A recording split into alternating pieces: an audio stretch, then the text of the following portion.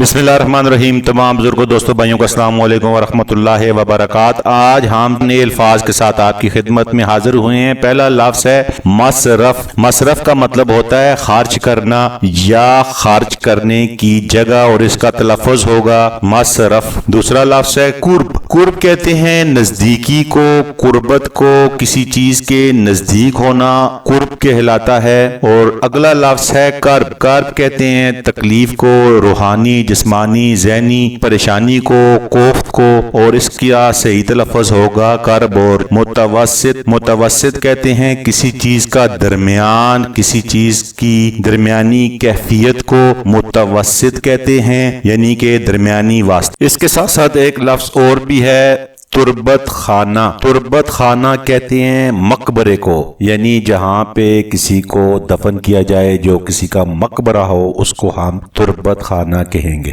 तुरबत जगह का नाम भी है, लेकिन तुरबत खाना के मानी मकबरा के। ताला पाक आपका, मेरा, हम सबका हामी और नासिर हो। अस्सलाम।